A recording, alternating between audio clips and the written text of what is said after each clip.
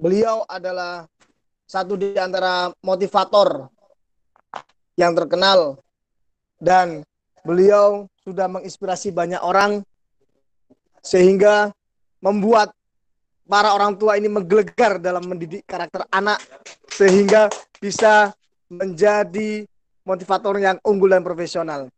Kita tampilkan, beliau adalah Ustadz Suhadi Fajarai. Kami persilakan. Oke, Masya Allah. Bismillahirrahmanirrahim. Assalamualaikum warahmatullahi wabarakatuh.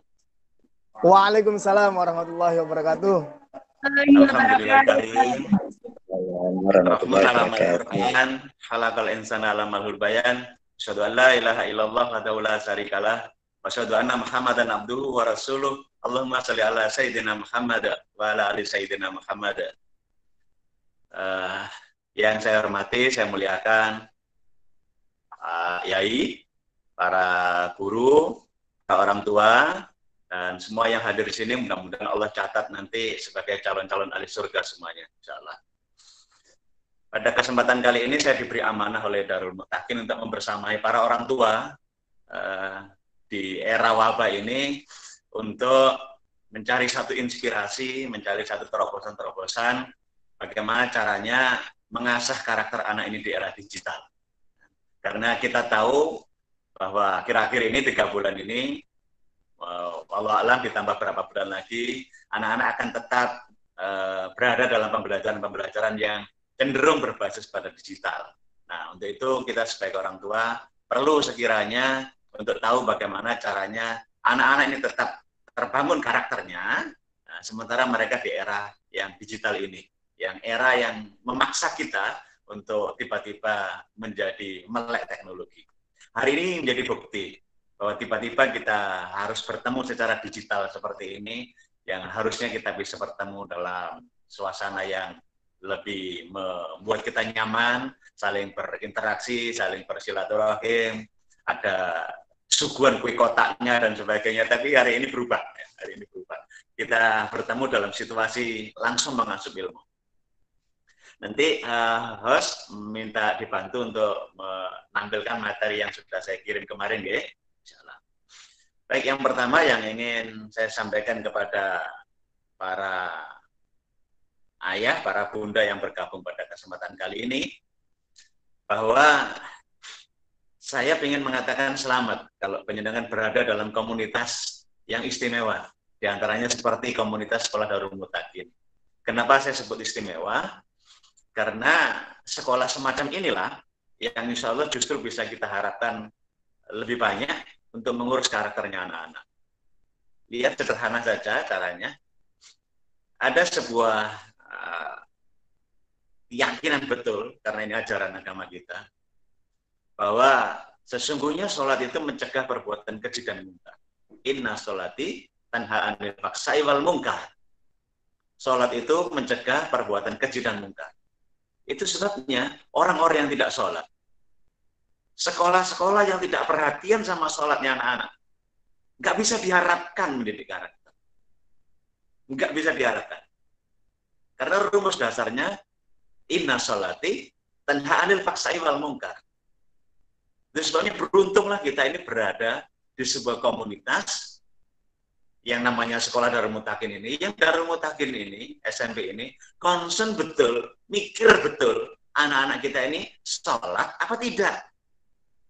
Bahkan tadi Pak Yai sudah ngendikan, berangkat dari rumah ke sekolah, bisa sudah wudhu. Masya Allah. Ya. Lihatlah sekolah-sekolah yang lain, belum tentu ada yang seserius ini untuk mengurusi anak-anak agar anak-anak punya karakter yang baik. Itu sebabnya bagi wali murid baru, Bloko Suto saya katakan, bersyukurlah penjenengan diterima di sekolah ini. Bersyukurlah. Kenapa? Karena sesungguhnya penjenengan bisa menyekolahkan anaknya di sekolah ini, mohon maaf, bukan karena penjenengan kaya, bukan. Ada yang lebih kaya daripada penjenengan. Penyebab utamanya adalah karena penjenengan digiring oleh Allah agar menyekolahkan anaknya di sekolah yang akan mengerti bagaimana agama ini, dan penjenengan mau menerima dan penyenangan diterima di Darul Muttaqin. Masya Allah. Itu sebuah kenikmatan. Jangan merasa resah. Kalau kemarin ada orang tua yang sempat mendaftarkan anaknya di sekolah negeri, kemudian tidak diterima, jangan merasa resah. Kenapa? Karena sekolah ini insya Allah lebih istimewa. Insya Allah. Nah, sekolah ini pula yang insya Allah bisa diharapkan di era digital ini. Saya tidak sedang promosi karena saya pun juga bukan orang Darul Muttaqin, tapi saya harus mengatakan dengan jujur bahwa sekolah seperti ini, sejenis ini, yang insya Allah akan bisa lebih diharapkan untuk menangani karakternya anak-anak. Itu sebabnya ayah, bunda, bersyukurlah kalau anak-anak kita mendapatkan guru-guru yang istiqomah sholat. Mendapatkan guru-guru yang istiqomah mengontrol anak-anaknya sholat apa tidak. Bahkan mendapatkan suatu komunitas yang anak-anak itu nanti kalau sudah masuk secara offline, ketemu langsung, mudah-mudahan dipercepat oleh Allah wabahnya segera sirna. Maka anak-anak itu pun berada dalam komunitas yang insya Allah karakternya terjaga. Maka tidak banyak yang harus saya jadikan pengantar. Langkah pertama, pastikan penjenengan bersyukur lebih dulu. Bersyukur lebih dulu, supaya Allah nanti menambah rasa syukur penjenengan dengan kenikmatan-kenikmatan yang lain. Ini awalnya dari orang tua yang membangun karakter. Kalau penjenengan sudah bersyukur atas sekolah ini, bersyukur atas pendidikan ini, maka sungguh insya Allah anak-anak kita akan mendapatkan tambahan-tambahan kenikmatan. Anak kita mungkin akan ditambahi oleh Allah tambah saleh. Akan ditambahi oleh Allah tambah berbakti. Akan ditambahi oleh Allah tambah cerdas. Akan ditambahi oleh Allah tambah menyenangkan. Kalau kita mau bersyukur sebagai orang tuanya. Itu sebabnya langkah pertama adalah bersyukur kepada Allah. Bersyukur ya, Masya Allah. Tangannya seperti ini. Nah, boleh harus tampilkan wajah saya ya. Silakan bertepuk-tepuk di pundak penyenengan. Ya.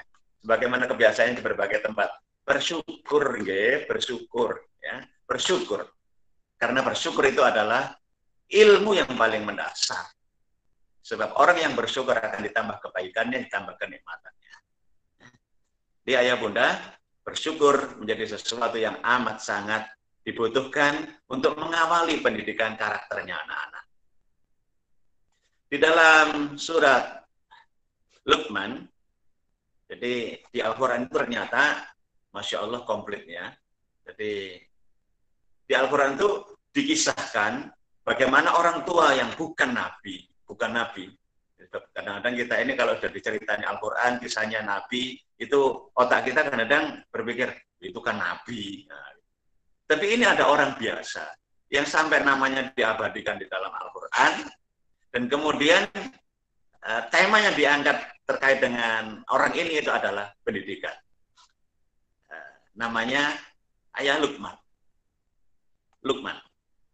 Di dalam surat Luqman, surat 31, dimulai dari ayat 12 sampai 19.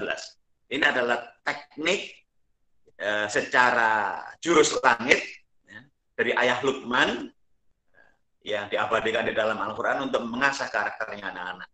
Nah, nanti kita akan lengketkan bagaimana konteksnya adalah konteks era digital, gitu saja ya. Langkah pertama, di ayat 12 itu disebutkan, A'udzubillahi minasyaitonirrajim. Walaqad ataina Luqmanal hikmata aniskurlillah. Dan sesungguhnya telah kami berikan hikmah kepada Luqman, yaitu bersyukurlah. Ada dua hal yang diberikan Allah kepada ayah Luqman, supaya ayah Luqman ini menjadi pendidik yang hebat, pendidik karakter yang hebat. Yang pertama adalah hikmah, yang kedua adalah kemampuan bersyukur. Hikmah dan bersyukur. Hikmah dan bersyukur. Saya ulangi lagi ya. Makanya modalnya orang tua, kalau ingin anaknya menjadi anak yang baik, insya Allah adalah satu, punya hikmah, yang kedua, punya syukur. Jika dua-duanya ini tidak dipunyai, tidak bisa. Tidak bisa menjadikan anak-anak berkarakter. Ini adalah grand design-nya Al-Quran. Maka kita perlu sekali kapasitas atau kompetensi menjadi orang tua itu adalah kompetensi dua hal ini. bersyukur dan berhikmah. Bersyukur dan berhikmah. Kita awali dari yang pertama. Bersyukur. Bersyukurlah. Kita ini alhamdulillah diparingi kesempatan oleh Allah untuk menjadi ibu, diparingi kesempatan oleh Allah untuk menjadi ayah. Enggak semuanya loh. Ya, laki-laki itu jadi ayah, enggak semua perempuan itu jadi ibu, enggak semuanya. Dan kita termasuk orang yang dipilih oleh Allah untuk berkesempatan menjadi ayah, berkesempatan menjadi ibu. Ini adalah sebuah anugerah yang luar biasa. Kalau kita bersyukur, akan ditambah kenikmatan-kenikmatan yang lain. Bersyukur. Nah, anak-anak yang disyukuri, insya Allah akan menjadi anak-anak yang bisa menerima dirinya. Anak-anak yang insya Allah juga akan merasa bersyukur punya orang tua seperti kita. Disyukuri. Bukan terus-menerus diomeli ya. Disyukuri dulu. Sebab nanti kalau nggak disyukuri, anak-anak juga tidak akan bersyukur. Tidak akan bersyukur. Para guru mesti bersyukur juga atas kehadiran anak-anak. Kenapa? Sebab kalau anak-anak tidak hadir di Darul Mutakin bisa tutup. Orang tua juga bersyukur. Jadi kalau semuanya melingkupi anak-anak ini dengan rasa bersyukur, insya Allah anak-anak kita akan menjadi anak-anak yang mudah diasah karakternya. Langkah pertama, sekali lagi, bersyukur. Nah, untuk bisa bersyukur ini, kita perlu kompetensi satunya lagi nih, namanya hikmah. Di dalam slide saya itu sudah saya tuliskan, hikmah itu cirinya ada 3. Nomor 1 adalah pemahaman. Jadi kita mesti punya pemahaman tumbuh kembangnya anak-anak. Nomor 2, punya ilmu. Punya ilmu untuk mengajar anak-anak, mendampingi anak-anak di rumah termasuk pada era wabah ini. Yang ketiga adalah punya tutur kata yang baik. Punya tutur kata yang baik. 3 hal inilah yang menjadi modal setelah kita bersyukur, menjadi modal utama bagi kita untuk bisa mengasah karakternya anak-anak. Karena karakter itu mirip seperti ini, ayah bunda. Saya kadang-kadang juga sering datang ke wilayahnya Darul Mutakin ya, di daerah Benowo, di daerah Tandes dan seterusnya sana ya. Di sekitar situ memang banyak perumahan. Saya bisa mendapat inspirasi begini. Andai saya punya rumah di sebuah perumahan di dekat Darul Mutakin sana misalnya. Dan kemudian saya menginginkan rumah saya ini ditumbuhi ilalang. Ditumbuhi rumput-rumput yang liar. Maka cara saya sederhana. Saya tidak perlu menanam ilalang itu. Saya tidak perlu menanam rumput-rumput yang liar itu. Caranya sederhana. Dan penjenengan sudah tahu caranya. Bagaimana? Dibiarkan saja rumah itu. Pasti akan tumbuh ilalangnya, ada lumutnya, ada hewan buasnya, ya mungkin kalajengking atau semut yang ganas dan sebagainya. Akan ada tumbuhan-tumbuhan yang merambat kemana-mana. Pasti akan muncul begitu. Caranya sederhana. Dibiarkan.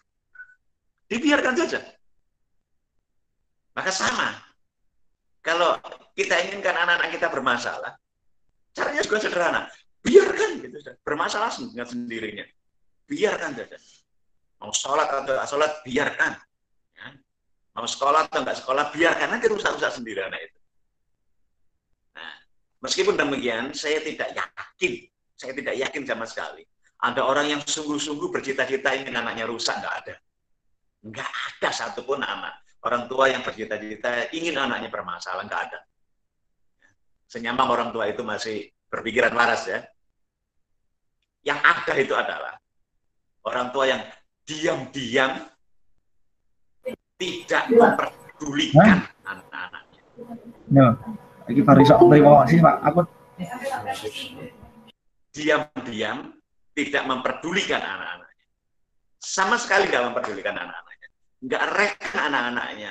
Dia sudah sholat atau belum. Ya. Dia melihat apa di tontonan-tontonan HP-nya. Dia melihat apa di laptopnya. Tidak peduli. Maka anak-anak itu perlahan-lahan akan rusak dengan sendirinya.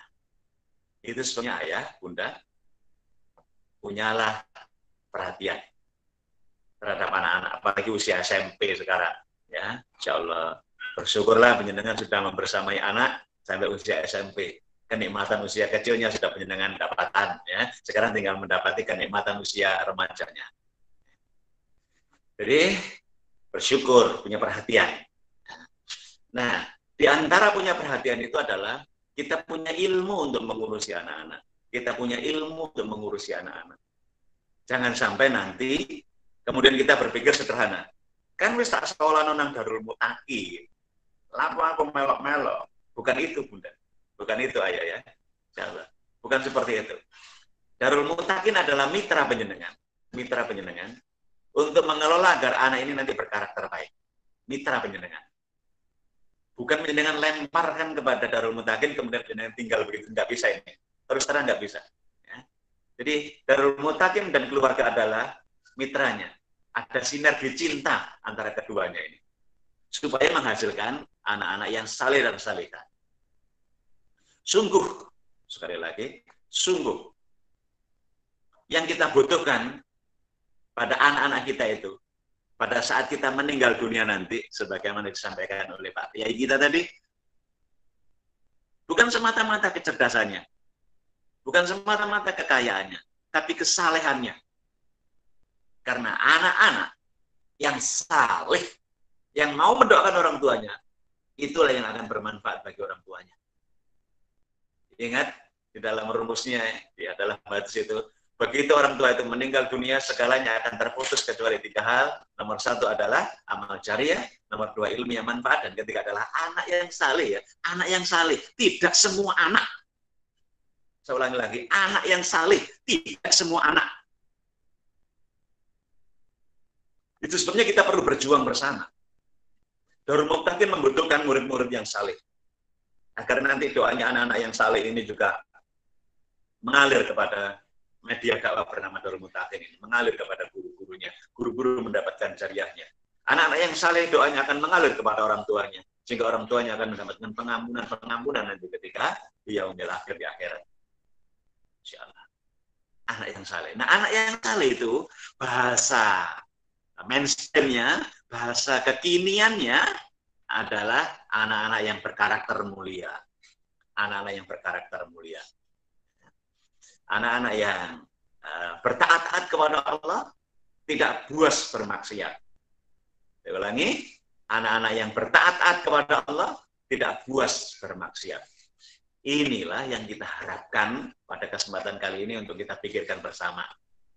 Jadi langkah pertama tadi bersyukur, langkah kedua punya perhatian, dan hikmah tadi cirinya ada 3. Nomor 1 punya pemahaman, nomor 2 punya ilmu, dan 3 tutur katanya baik. Nah terkait dengan ilmu ini, seringkali ada orang tua yang diam-diam itu menjerumuskan anaknya untuk tidak saleh. Contohnya seperti apa? Yakni ketika orang tua berpikir seperti ini. Ya wis maklum arek nom, wis ngono kuwi arek SMP kan arek wis ngono. Kita permisif ketika anak-anak mulai melakukan pelanggaran-pelanggaran. Nggak ada ceritanya Al-Quran mentoleransi yang seperti ini. Nggak ada ceritanya hadis mentoleransi yang seperti ini. Jadi kesalahan utamanya itu adalah kesalahan ilmunya orang tua yang meyakini bahwa masa remaja adalah masa bermasalah. Ini kesalahan yang paling fundamental dalam dunia pendidikan. Jangan pernah meyakini bahwa masa remaja adalah masa yang bermasalah. Justru yang kita yakini adalah masa remaja adalah masa penuh semangat, tenaganya kuat untuk beribadah, untuk mengabdi di jalan kebaikan. Ini yang perlu diluruskan dulu ya. Jadi jangan sampai termakan isu bahwa yang muda saatnya bermasalah, yang muda saatnya berpacar-pacaran, yang muda saatnya membantah. Salah besar itu. Salah besar. Tidak ada konsep seperti itu di dalam Al-Quran maupun hadis.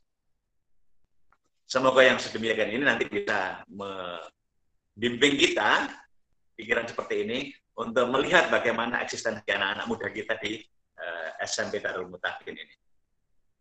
Yang pertama pemahaman, yang kedua ilmu, yang ketiga tutur kata. Tutur kata inilah yang nanti akan kita bicarakan bagaimana supaya nanti anak-anak karakternya baik lewat bimbingan-bimbingan kita di tutur kata ini. Jangan sampai tutur katanya menjadi tutur kata yang bermasalah.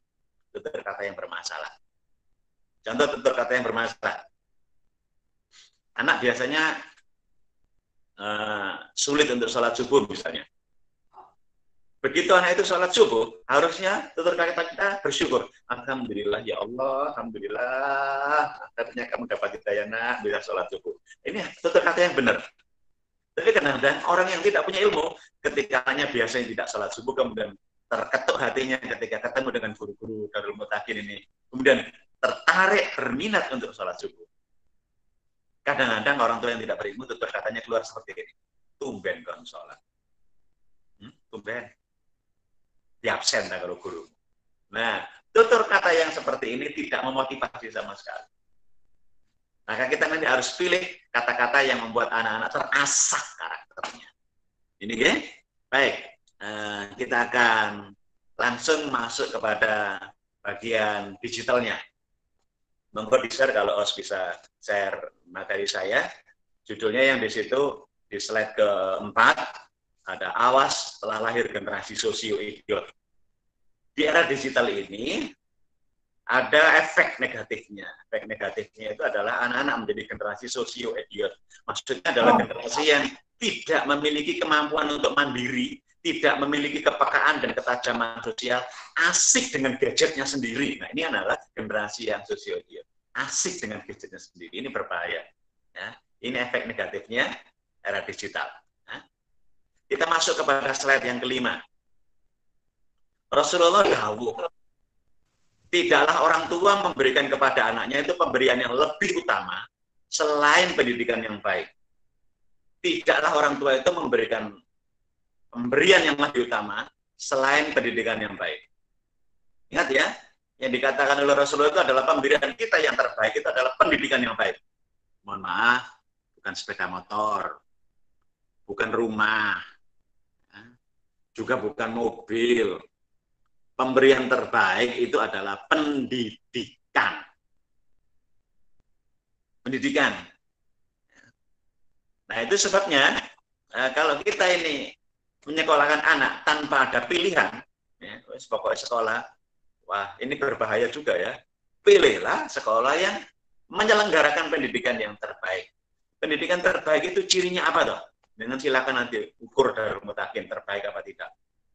Nah, pendidikan terbaik itu cirinya adalah pendidikan yang bisa membuat anak makin runduk bertakwa kepada Allah. Ini pendidikan terbaik. Pendidikan yang makin membuat anak-anak runduk taat kepada Allah, menghindari kebuasan bermaksiat, ini pendidikan yang baik. Nggak ada artinya anak-anak yang pintar tapi kurang ajar, nggak ada artinya itu. Kita justru membutuhkan anak-anak yang pintar dan akhlaknya baik. Kalau terpaksa harus memilih, maka pilihan yang lebih utama itu adalah akhlak lebih dulu, karena akhlak ini nanti akan menyelamatkan kehidupannya. Tapi semoga insya Allah kita akan bisa memadukan dua hal ini. Yang pertama adalah akhlaknya, karakternya, yang kedua adalah kecerdasannya. Nah, pendidikan yang terbaik inilah yang disebut sebagai pemberian utama orang tua. Pemberian utama. Nah, bagaimana kita ini bisa disebut memberikan pendidikan yang terbaik? Kalau sekolahnya anak kita salah-salah. Kalau sekolah anak kita tidak ngurus sholatnya anak-anak. Kalau sekolah kita ini tidak ngurus perilaku salehnya anak-anak. Tidak ngurus bacaan Qur'annya anak-anak. Bagaimana bisa disebut baik sekolah itu? Saya tidak menyebut itu sekolah itu baik, sekolah itu favorit, walaupun diminati banyak orang. Kalau sekolah itu ternyata nggak ngontrol sholatnya anak-anak, nggak ngontrol bacaan Qur'annya anak-anak, nggak ngurusi kesalehan anak-anak, tidak baik sekolah itu. Meskipun gratis, saya tidak akan mau memilih. Karena ini urusan yang sangat penting dan genting. Nah, itu sebabnya kita memilih sekolah Darul Mutakin ini sebagai ikhtiar kita untuk memberikan pemberian yang terbaik. Semoga Allah ridho ya dengan pemberian ini. Sebabnya nanti kalau penjenengan diminta untuk berkontribusi atas jalannya dakwah Darul Mutakin ini, mohon juga jangan salah sangka. Sebab dakwah Darul Mutakin ini tentu saja akan membutuhkan asupan-asupan finansial supaya bisa berjalan dengan sebaik-baiknya. Jangan salah sangka. Makanya saya doakan yang pertama, mudah-mudahan orang tua Darul Mutakin yang hadir bertatap muka dengan saya lewat online ini, mudah-mudahan rezekinya dilimpah ruahkan oleh Allah. Dideraskan alirannya, dan penjenengan semuanya insya Allah, mudah-mudahan bisa memenuhi kewajiban-kewajiban, infak dan sebagainya di Darul Mutakin ini. Ya. Mudah-mudahan dimudahkan oleh Allah.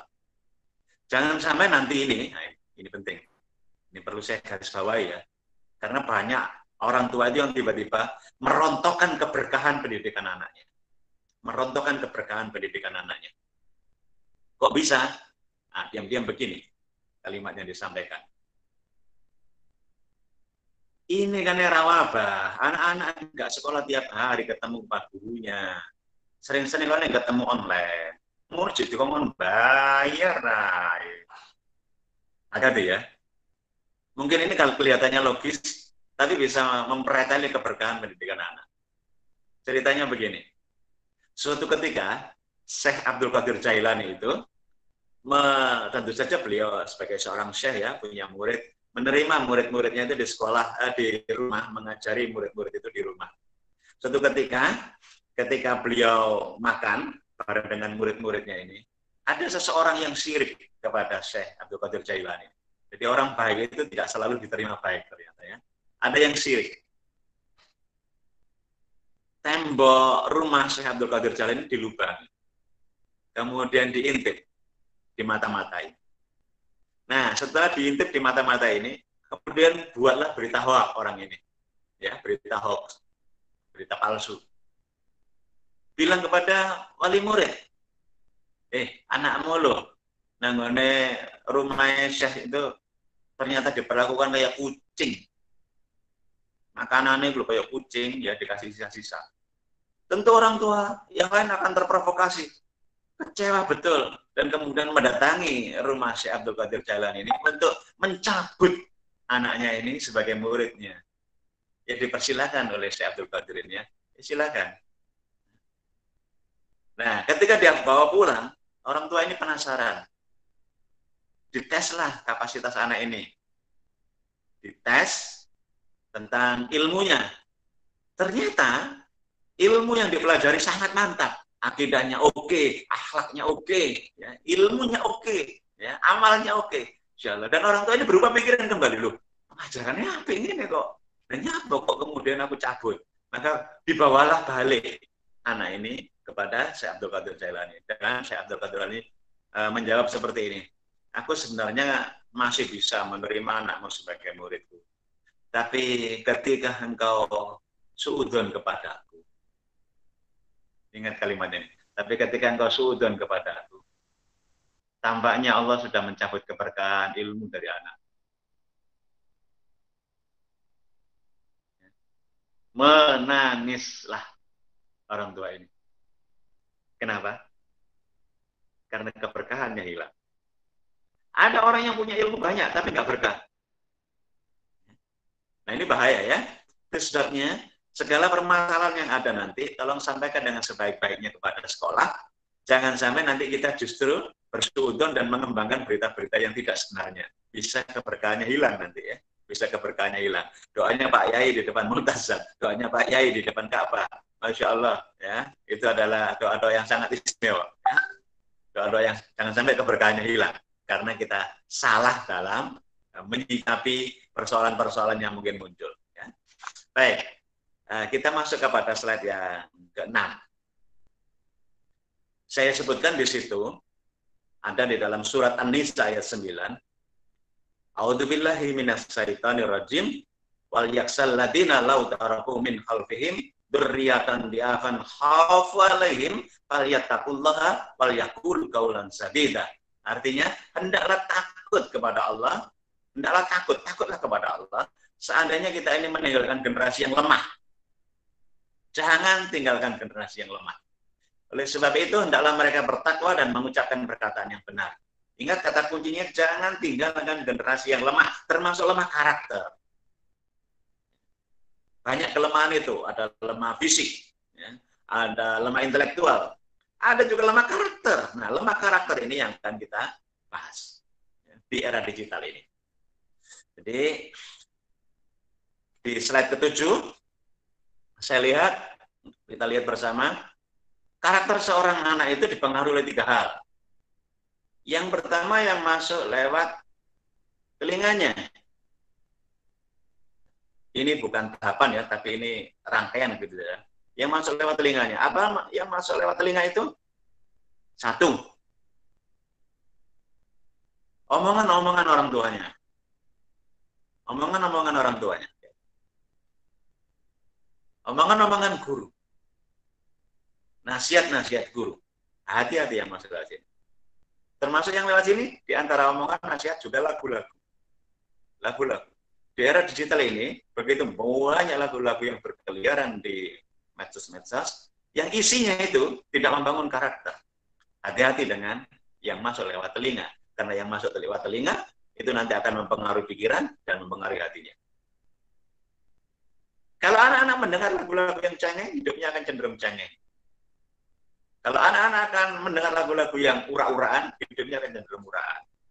Maka hati-hati dengan apa yang kita masukkan ke telinganya anak-anak. Yang kedua, yang masuk lewat mata. Apa itu masuk lewat mata? Tontonan-tontonannya, bacaan-bacaannya. Kalau tontonnya anak-anak itu adalah tidak bermutu, maka hidupnya jadi tidak bermutu. Kalau yang masuk ke sini itu sampah, hidupnya jadi sampah. Kalau yang masuk ini adalah film-film yang horor di sini, maka dia akan jadi penakut. Penakut. Kalau yang masuk di sini itu adalah film-film cengeng, maka hidupnya jadi cengeng. Hati-hati yang masuk lewat mata. Dan di medsos, di era digital berseliweran sekali data-data seperti itu. Dan yang ketiga adalah yang masuk lewat mulut. Ini harus hati-hati ya, Ayah Bunda. Tadi sempat disinggung oleh Pak Yai. Hati-hati dengan yang masuk lewat mulut. Yang masuk lewat mulut itu apa? Makanan, minuman. Syaratnya ada 3 ya di surat Al-Baqarah itu. 1, harus halal. Harus halal. 2, thayyib. Thayyib. 3, tidak berlebih-lebihan. 1, harus halal. 2, thayyib, sehat ya, sehat. Jangan banyak pengawet, jangan banyak pewarna, ya. Jangan banyak zat-zat kimia yang berbahaya buat tubuh. Dan yang ketiga, jangan berlebih-lebihan. Jangan berlebih-lebihan. Maka siapa saja yang memberi asupan di sini masuk makanan yang haram, itu sama dengan membuat benteng-benteng besar di dadanya anak ini untuk sulit menerima pendidikan yang baik, untuk sulit menerima hidayah. Hati-hati dengan yang masuk ke mulutnya anak-anak. Maka dipastikan orang tua harusnya memberikan makanan kepada anak-anak yang jelas halalnya saja. Jangan bereksperimen yang sembarangan. Subahat pun jangan. Sebaiknya yang pasti halal saja. Agar mudah mendidik anak-anak di era digital itu. Baik, kita masuk ke slide yang ke-8. Saya menulis di situ bahwa di era digital ini, anak-anak memerlukan imunitas supaya nanti tidak terserang oleh virus-virus digital. Di antaranya anak-anak memerlukan imunitas fisik, emosi, intelektual, spiritual, dan finansial. Apa yang saya sebut imunitas itu adalah, 1, era digital ini membawa kebaikan buat anak-anak, tapi juga bisa merusak fisiknya anak-anak, bisa merusak emosinya anak-anak, intelektual, spiritual, dan finansialnya anak-anak juga. Hati-hati. Di antaranya begini ilmunya.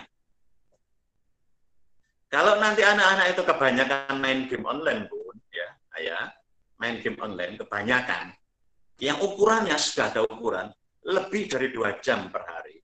Maka anak itu nanti akan kecanduan, tangannya begini terus kecanduan. Dan kalau sudah kecanduan, ada peluang anak itu nanti akan mengalami kejang otak. Nah, kejang otak itu bahasa mana? Darul Mutakin itu daerah mana? Bahasa Darmonya sana ya, bahasa daerah penyenengan itu namanya epilepsi, ayanen. Naudzubillah min dzalik. Maka perlu ada ukurannya ya. Nah, tapi kalau online seperti ini nggak masalah kan, bukan game online. Kalau karena game online itu ada gerak-gerakannya tuh yang sangat menyita matanya anak-anak yang harus mendelik dan seterusnya, itu membuat kejang otak. Yang kedua, kalau sampai nanti anak-anak itu terpapar pornografi karena tontonan-tontonan di media sosial yang begitu, di daerah digital itu, maka anak-anak juga sangat berbahaya. Karena orang-orang yang terkena paparan pornografi itu ternyata tingkat kerusakannya itu lebih parah daripada terpapar narkoba. Mohon maaf ya, bukan berarti narkoba itu boleh loh ya. Orang yang terpapar narkoba itu akan mengalami kerusakan di bagian otaknya karena kecanduan. Ada yang mengukur 3 bagian otak bisa rusak kalau terkena narkoba. Tapi kalau terpapar pornografi itu 5 bagiannya rusak. Jadi narkoba 3, pornografi 5. Hati-hati, membangun karakter daerah digital itu harus disertai dengan pengawasan-pengawasan yang seperti ini. Di slide yang ke-10, kita lihat itu, ada satu gambar silet yang berdarah-darah itu. Kalau ada anak kecil membawa silet kemana-mana, itu kita menyebut, jangan, berbahaya nanti ini, berbahaya. Kenapa? Karena bisa mengiris urat nadinya, berdarah-darah. Tapi sayangnya, tidak banyak orang tua itu yang perhatian bahwa ternyata HP itu juga berbahaya untuk bisa mengiris masa depan anak-anak. Kalau masa depannya anak-anak itu nanti terpapar dengan tadi yang namanya epilepsi, kejang otak, yang kedua kerusakan otak karena terkena pornografi, bukankah itu lebih berbahaya daripada sekadar silet? Kalau silet itu bisa disembuhkan dengan diobati depreser, tapi kalau sudah kerusakannya otak menjadi sangat sulit. Lalu bagaimana supaya nanti anak-anak itu tidak terpapar hal-hal yang sedemikian itu? Maka saya menganjurkan di slide yang ke-10 itu, buatlah yang namanya behavior management contract. Behavior management contract itu namanya kontrak manajemen perilaku.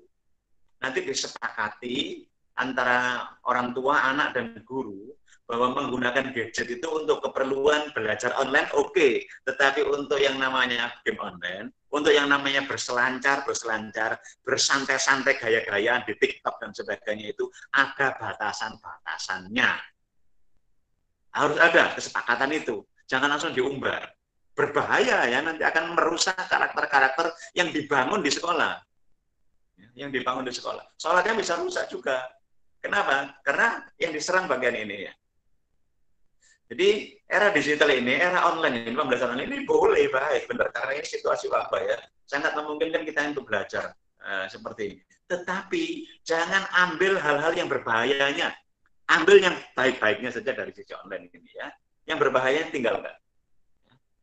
Tadi ya saya sebut pornografi, game online yang berlebihan dan sebagainya itu sangat berbahaya kalau memakainya berlebihan. Ya. Kalau pornografi langsung stop, tidak ada. Ya. Tetapi kalau game online ada batasannya ya, maksimal per hari 2 jam. Lebih dari itu punya peluang besar untuk ayah. Di sebuah SMP di Sidoarjo saya pernah berseminar, tapi tidak online begini ya, ketemu langsung.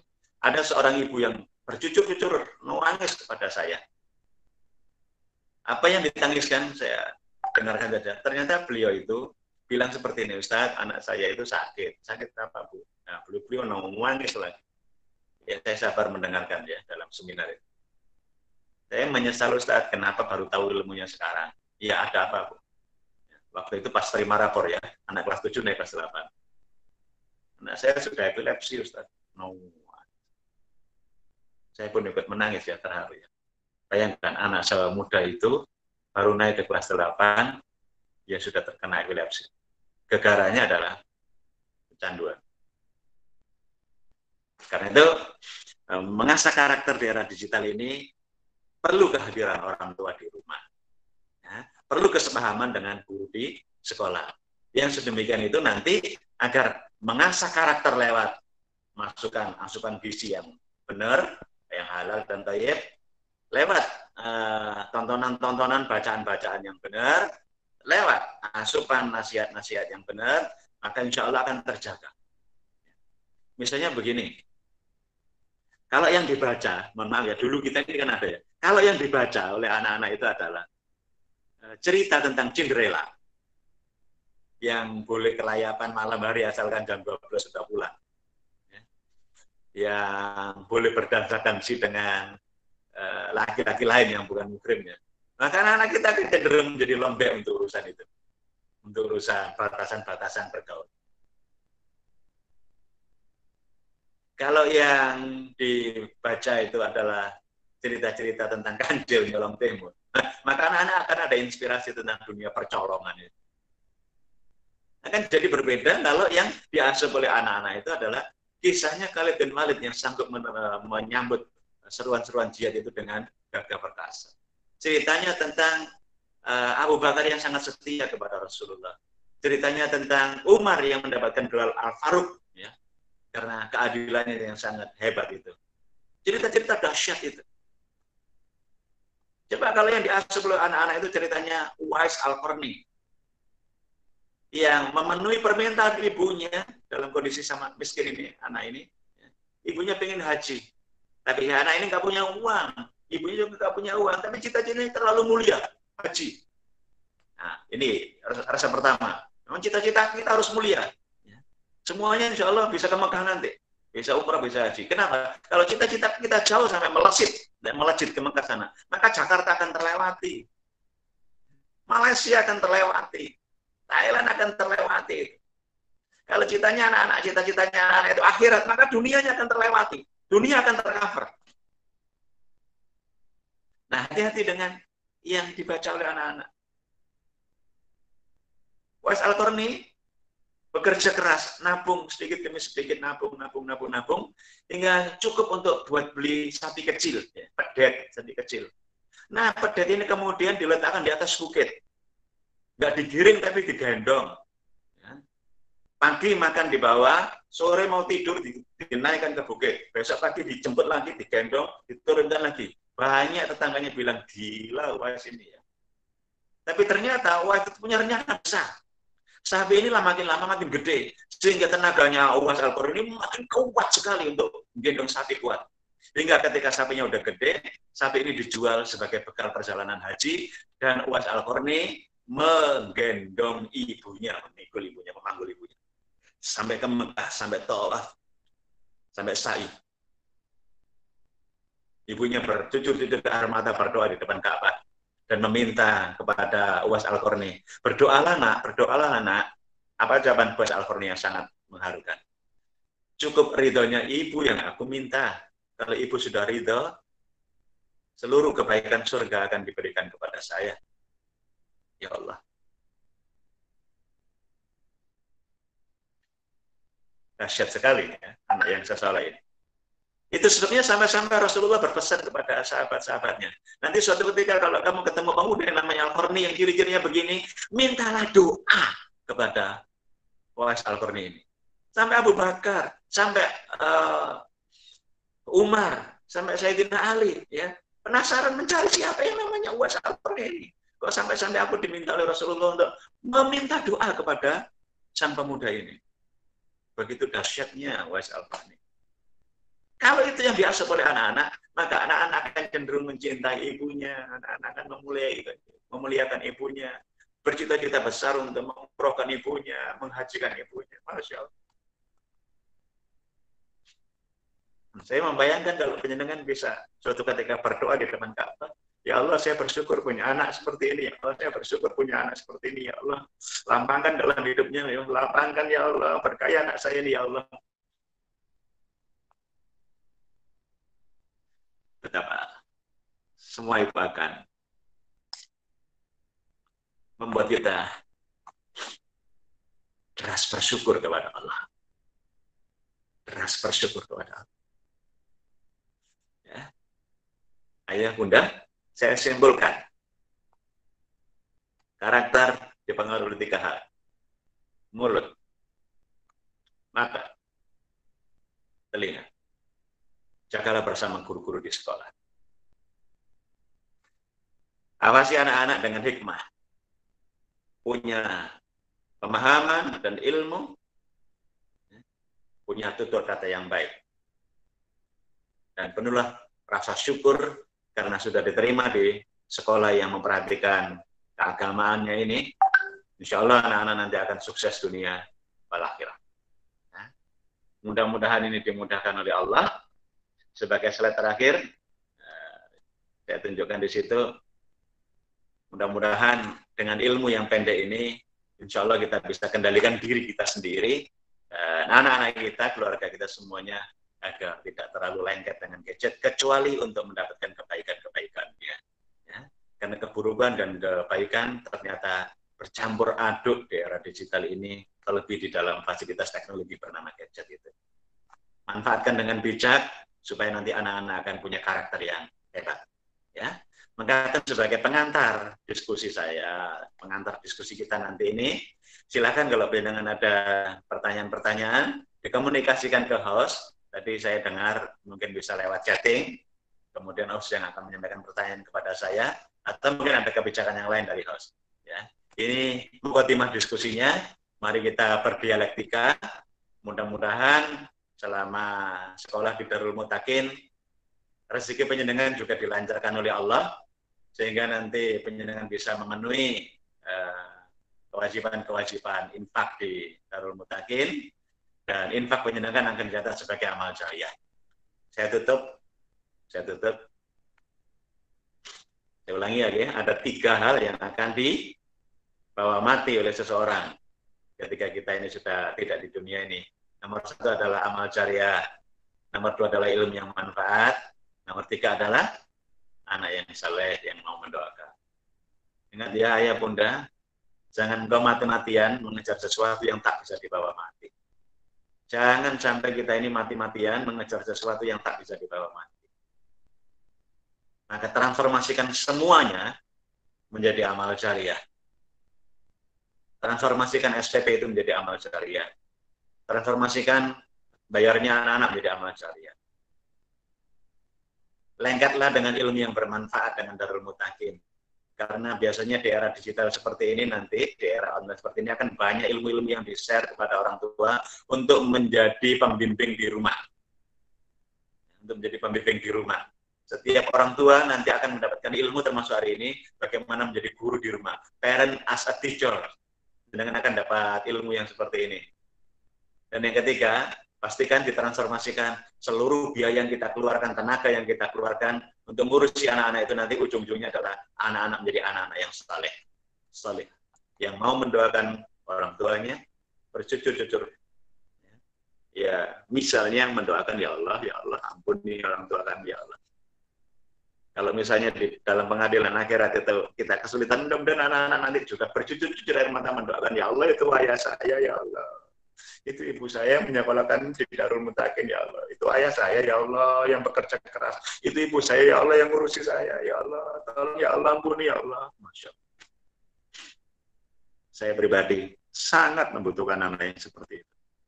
Dan mudah-mudahan saya penjenengan semuanya diparingi oleh Allah sebuah hadiah yang sangat istimewa. Anak yang saleh dan salihat. Mari kita mensyukuri kehadiran anak-anak kita ini, mensyukuri sekolahnya anak-anak kita ini, agar turunnya keberkahan berupa anak yang saleh itu dipermudah oleh Allah. Pengkatan yang bisa saya sampaikan, mari kita berdiskusi, bertanya jawab, mudah-mudahan kita bisa saling menginspirasi. Saya kembalikan ke host. Assalamualaikum warahmatullahi wabarakatuh. Waalaikumsalam warahmatullahi wabarakatuh. Terima kasih banyak Ustadz Swadi Fajarai atas presentasi materi yang disampaikan, sungguh luar biasa. Alhamdulillah ini sudah ada satu yang bertanya Ustadz. Nama orang tua Ibu Eliawati dari siswa Julian Ikhwan. Pertanyaannya, Assalamualaikum. Bagaimana cara kita sebagai orang tua memberi pengertian yang ternyata anak-anak kita sudah sangat sering main game online sampai lebih dari 2 jam. Apalagi dengan adanya pandemi seperti ini, pasti anak sering bermain HP. Ngoten, Ustaz. Jadi caranya memberi pengertian. Terima kasih, Ustaz. Oke. Jadi memang harusnya itu begini. Ini idealnya ya, nanti kita bicara yang tidak ideal. Idealnya itu adalah sebelum anak punya HP, itu sudah ada aturannya. Mirip seperti kita dulu kalau misalnya beli televisi gitu kan ada petunjuk operasionalnya, ada aturannya. kita beli sepeda motor juga ada aturannya. Maka harusnya idealnya adalah ada barangnya, ada aturannya. Tapi kalau kita ini biasanya tidak sempat yang seperti itu, maka kita atasi dalam situasi yang tidak normal ya. Nah, langkah pertama saya anjurkan. 1, istighfar dulu. Minta ampun kepada Allah. Minta ampun kepada Allah, kenapa? Karena kita lalai memberikan sebuah barang yang di dalamnya ada manfaat sekaligus ada mudarat, tapi belum ada aturannya. Istighfar dulu kepada Allah. Ya Allah, ampuni kesalahan saya, keteledoran saya ini ya Allah. Harus mengakui dulu ya. Ingat ya, berani mengakui kesalahan, itu namanya pertaubatan. Kalau kita datang ke dokter, itu berani mengakui kita sakit apa. Nanti dokter akan bisa merumuskan obat yang cocok apa. Nah, kalau kita datang ke dokter tapi tidak mau mengakui sakit apa, maka dokter akan tidak bisa merasakan dengan baik. Maka kita hadir kepada Allah, mengakui saya salah ya Allah. Ya, minta ampun, istighfar, dan minta bimbingan. Ya, supaya hatinya anak kita dilembutkan, dan hati kita sendiri dilembutkan. Ini jurus pertama adalah jurus langit. Ya, istighfar. Masih jurus langit yang kedua, mudah-mudahan kita bisa istiqomah ya, bersedekah ya, bersedekah. Karena sedekah itu rumusnya adalah sedekah selain memperlancar rezeki, sedekah itu menolak bala. Anak-anak yang kecanduan gadget sampai epilepsi itu bala. Itu bukan anugerah, itu bala. Anak yang kecanduan pornografi itu bala, bukan anugerah itu. Jangan keburu marah-marah dulu. Satu, selesaikan dulu hubungan kita dengan Allah, istighfar, terus sedekah.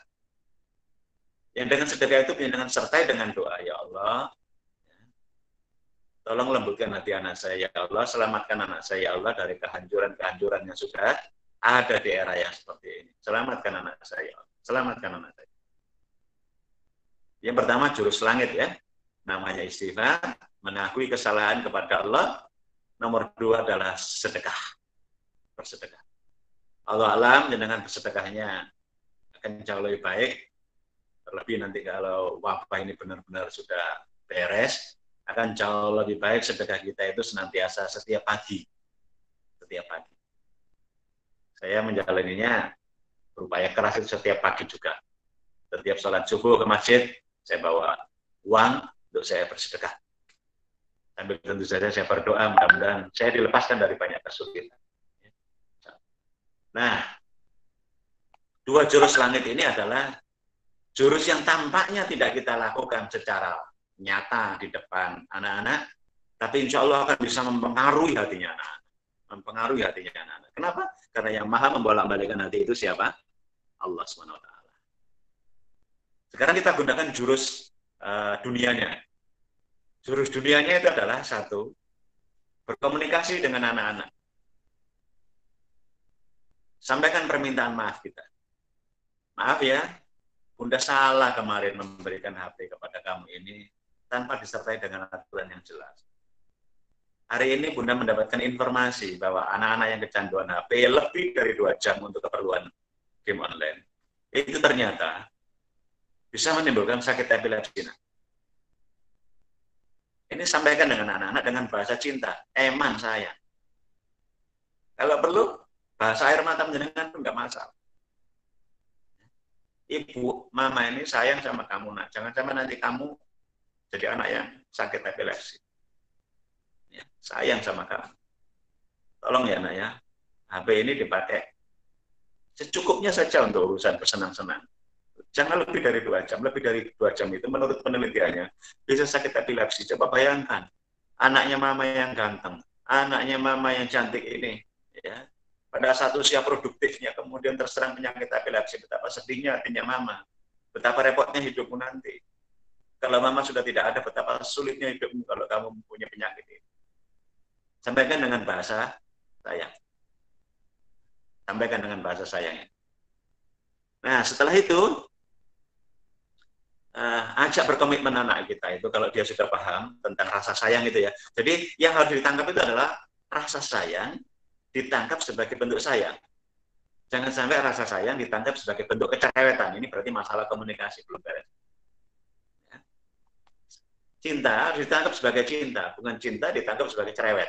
Nah, kadang-kadang anak-anak kan menangkapnya salah ya. Ibu-ibu ngomeli anak-anak itu kan karena cinta.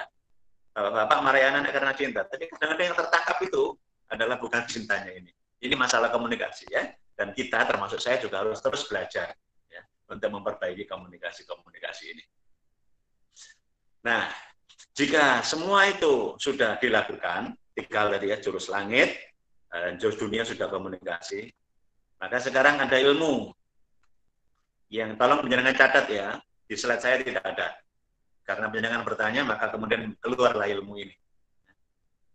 Ada 5 tahapan untuk memastikan anak-anak bisa bermedia sosial dengan baik, insya Allah ya.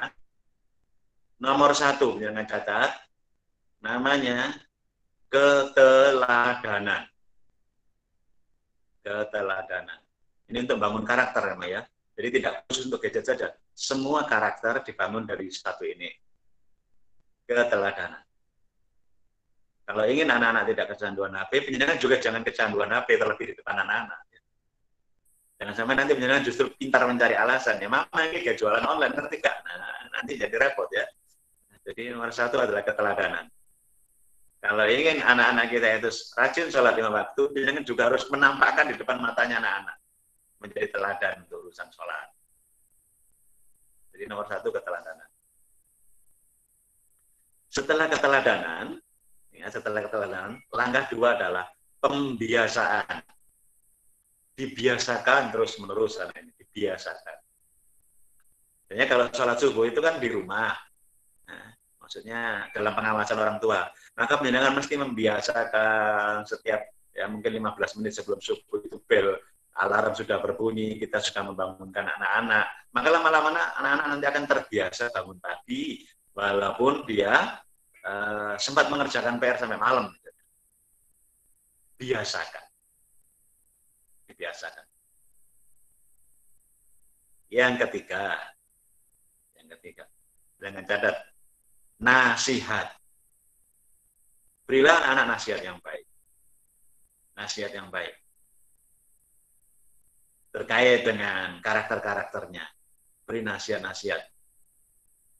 Kutiplah Al-Quran, kutiplah hadis, kutiplah sirah. Supaya nasihat kita menjadi bermutu. Yang keempat adalah berilah anak-anak ini kontrol. Ya kalau dengan tahu di Darul Mutakin itu, terlebih yang menyekolahkan anaknya sejak SD, dengan menjadi paham. Di sana ada buku, namanya buku penghubung, buku kontrol. Apakah anak-anak sholat kemudian dicentang, ya, zuhurnya, asarnya, maghribnya dicentang, tilawah dicentang, ini namanya buku kontrol. Dan itu memang diperlukan. Dikontrol anak-anak itu, ya, perlu kontrol. Yang kelima adalah sanksi atau apresiasi. Kalau dia melanggar, kasih sanksi. Cabut HP-nya misalnya. Kalau dia nggak melanggar, kasih apresiasi. Apresiasi yang paling sederhana ya jempol ini. Lihatlah, jangankan anak-anak. Ibu-ibu saja kalau buka Facebook, habis update status Facebook, habis update di Instagram, itu kadang-kadang yang dilihat juga jempolnya kok. Maka kita jangan pelit-pelit jempol. Apresiasi. Kalau dia baik, beri apresiasi. Masya Allah.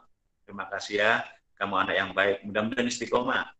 Jika perlu kasih hadiah. Tapi setidak-tidaknya menyenangkan sudah mengapresiasi. Tapi dia jika melanggar, setelah menempuh 4 prosedur di depannya tadi loh ya, nggak boleh langsung beri sanksi. Jadi jangan kemudian kita ngomel begitu saja tanpa prosedur. Saya ulang kembali ya, supaya nanti semuanya mendapatkan manfaat. Satu, jurus langitnya adalah istighfar, mengakui kesalahan kita karena kita memberikan HP, memberikan gadget, memberikan laptop tanpa ada kesepahaman aturan lebih dulu. Yang kedua, bersedekahlah meminta kepada Allah agar dimudahkan oleh Allah untuk mendidik anak-anak, dimudahkan oleh Allah. Nah, yang kemudian jurus berikutnya adalah ini jurus ikhtiar dunia, ada 5. 1, keteladanan. Karakter apapun yang jenengan inginkan harus dimulai dari diri sendiri. Kata Rasulullah, ibda binafsi. Mulailah dari dirimu sendiri. Nomor 2, biasakan. Sebab kalau terus-menerus dibiasakan, itu akan menjadi lengket di karakter. Itu sebabnya kalau jenengan umroh, jenengan haji, itu kan ada arba'in ya, yang 40 waktu ada di sana. Terus-menerus. Supaya apa? Kita ini terbiasa. Karena kalau sudah 40, itu terbiasa. Makanya sering saya pakai ini juga, istilah 40 ini. Nah, dalam hal, dulu sebelum era wabah ini ada ya, anak-anak itu sempat saya kontrol, murid-murid saya. Kalau kamu bisa sholat subuh berjamaah di masjid, 40 hari, tanpa putus, saya belikan sepeda satu-satu. Betapa pentingnya pembiasaan itu. Karena kebiasaan itu kalau sudah masuk menjadi biasa, jadi karakter. Karakter itu biasaan. Kita naik sepeda motor, disalib dengan sepeda motor lain, kemudian kita kegencret, juret gitu. Kalau kebiasaan kita, astagfirullahaladzim, innalillahi wa inna ilaihi raji'un, maka yang muncul ya itu kalimat baik. Tapi kalau kebiasaan kita itu kebiasaannya orang-orang Surabaya yang tidak jelas itu kemudian misu-misu, yang keluar ya misu-misu, maka betapa pentingnya pembiasaan itu. Yang ketiga, tadi adalah nasihat, beri nasihat-nasihat. Ya, atas nama cinta ya, di sini cinta, maaf, diterima juga cinta. Ya, nasihat-nasihat. Yang keempat, kontrol. Yang kelima, sanksi. Atau apresiasi. Jadi kalau ini dijalankan, insya Allah, secara teori di konsepsi ilmu pendidikan, insya Allah karakter itu akan menjadi terasa. Karakter akan terasa. Tapi kalau kita ini nggak jalankan yang tadi, karakter itu tidak ada alur berpikir, tidak ada metodologi untuk bisa terasa.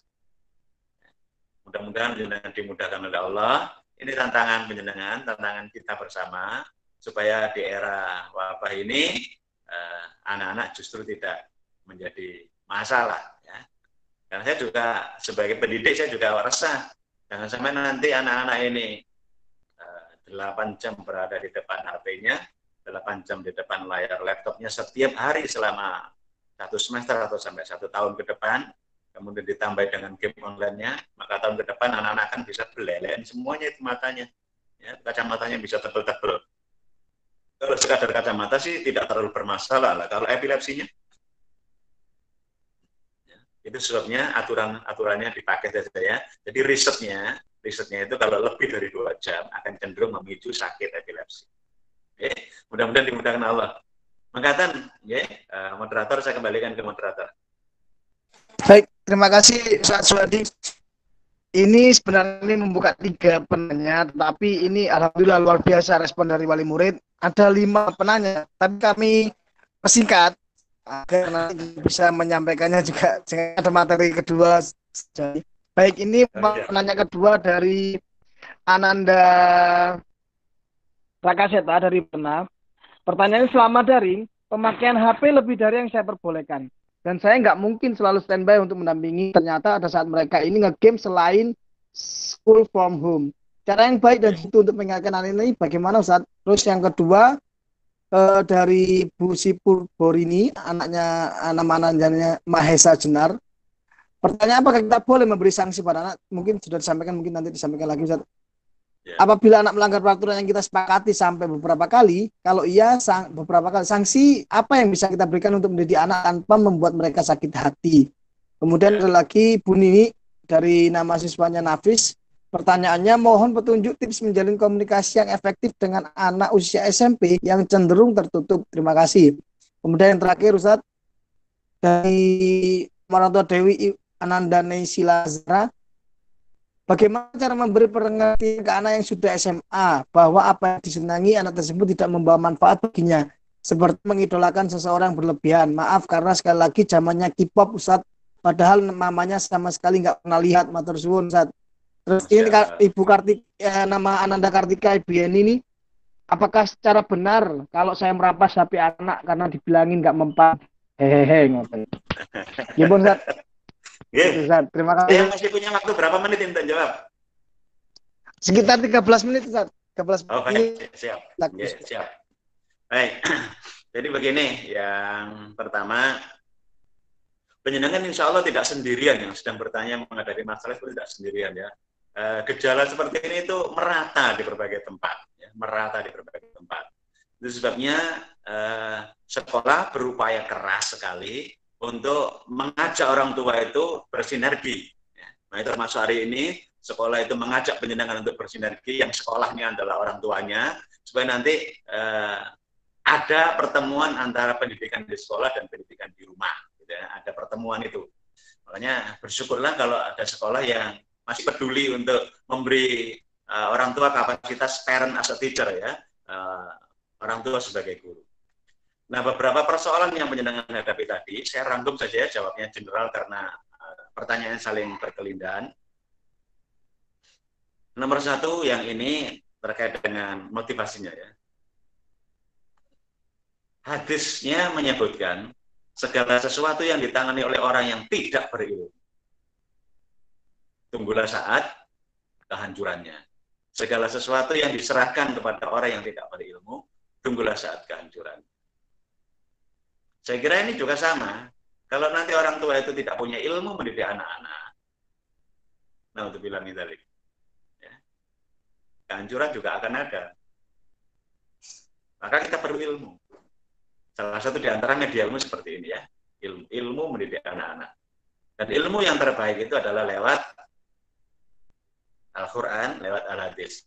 Supaya nanti jenengan paham betul bagaimana caranya mendidik anak-anak berbasis Quran, berbasis hadis, berbasis sirah. Kita harus paham ya ilmu ini. Maka jenengan harus memperkaya ilmu itu. Memperkaya ilmu itu. Jadi ada langkah preventifnya, ya, mempunyai ilmu. Langkah kuratifnya itu adalah diantaranya tadi yang sudah saya sebutkan beberapa, mulailah membuka ruang-ruang komunikasi bersama anak-anak SMP SMA itu terkait betapa rasa sayang ini kepada dia itu harus senantiasa ditancapkan. Harus senantiasa ditancapkan. Masukkan kepada kepalanya anak itu bahwa remaja yang hebat itu bukan remaja yang mohon maaf ya, cengeng-cengeng, letoy-letoy. Remaja-remaja yang hebat itu adalah remaja-remaja yang dirindukan oleh surga. Dalam sebuah hadis ada 7 golongan yang akan dinaungi oleh Allah di hari akhir, yang dimana tidak ada naungan. Salah satu di antaranya adalah pemuda yang tumbuh taat kepada Allah. Tolong cari hadis itu, di copy, kemudian tempel di kamarnya anak. Pemuda yang tumbuh bertaat kepada Allah. Itu hadis. Sehingga nanti anak-anak itu nanti akan terinspirasi. Dikit-dikit yang dibicarakan hadis, dikit-dikit yang dibicarakan kata Rasulullah. Kata Rasulullah itu begini loh, nak. Kata Rasulullah itu begini. Katanya Abu Bakar itu begini, katanya Umar itu begini. Karena anak itu terlalu sering mendengar kata Rasulullah, kata Abu Bakar, kata Umar, kata para masyayikh dan sebagainya. Karena terlalu sering mendengar kata ini, lama-lama anak itu akan mikir, oh idola saya itu harusnya memang Rasulullah. Nah, anak-anak terlalu sering mendengar TikTok ya, yang didengarkan itu adalah artis-artis Korea dan sebagainya. Karena yang terlalu sering diasup lewat telinganya, lewat matanya, itu saja. Maka yang masuk di kepalanya, ya itu terus. Makanya kita lawan informasi-informasi yang negatif yang masuk di kepalanya anak-anak, kita lawan dengan informasi-informasi yang positif, sehingga nanti yang negatif akan tergeser. Dan ini memang butuh waktu yang panjang. Nggak bisa sehari 2 hari. Panjang. Dan jenengan harus mencukupi diri dengan ilmu yang ada. Nah, di antara ilmu itu, saya harus bagaimana ini? Sebentar, saya minta izin geser ke meja saya sebelahnya.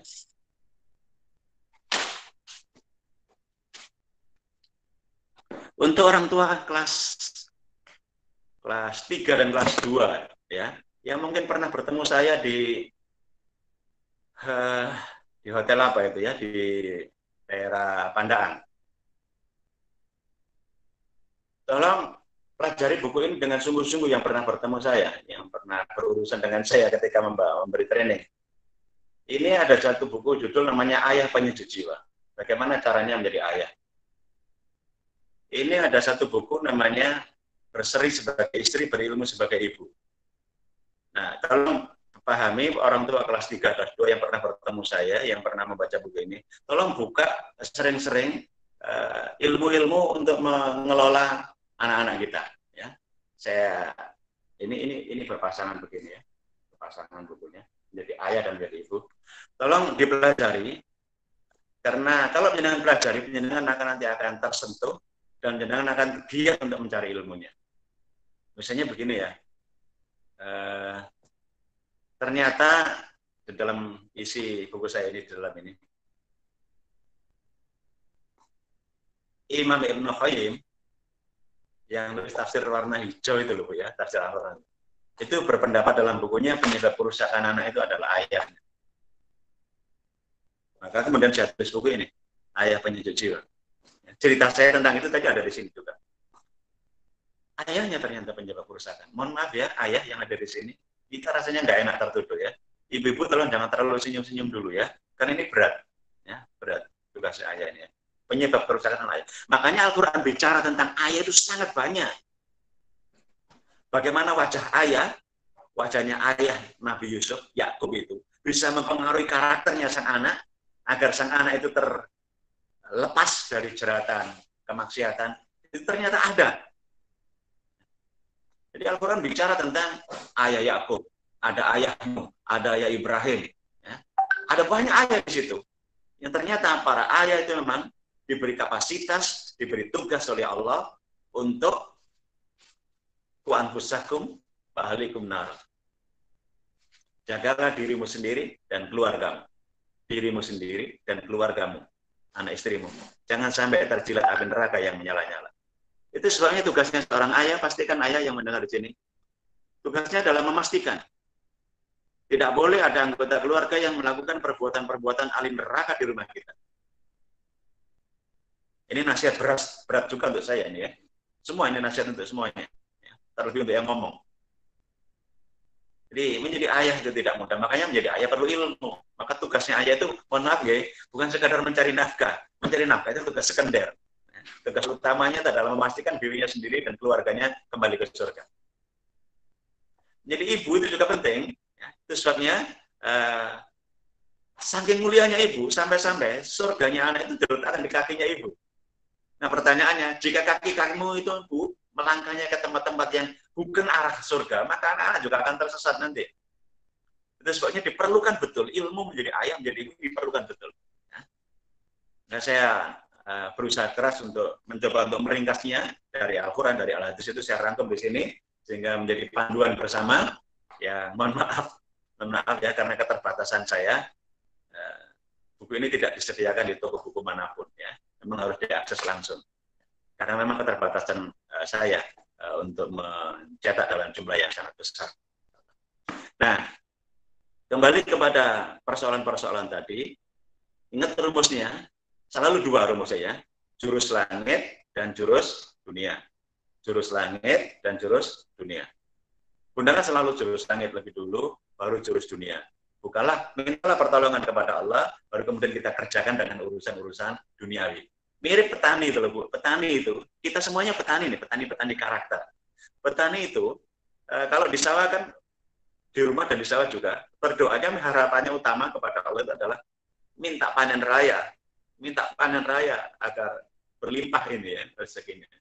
Tapi setelah berdoa itu, petani ini berani memeras tenaganya, nyancangkul, kepanasan, menanam, menyiangi, dan sebagainya itu, supaya panen.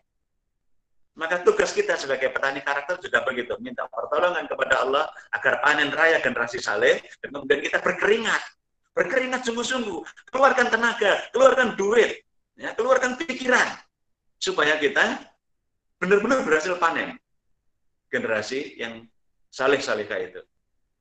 Nah, karena itu jangan eman untuk urusan yang seperti ini, perlu perjuangan ya, perlu perjuangan. Bukannya sekedar doa, tapi perlu keringat. Kita sungguh-sungguh. Kita pilih sekolah dengan sungguh-sungguh. Kita dampingi anak dengan sungguh-sungguh. Nggak boleh sembarangan.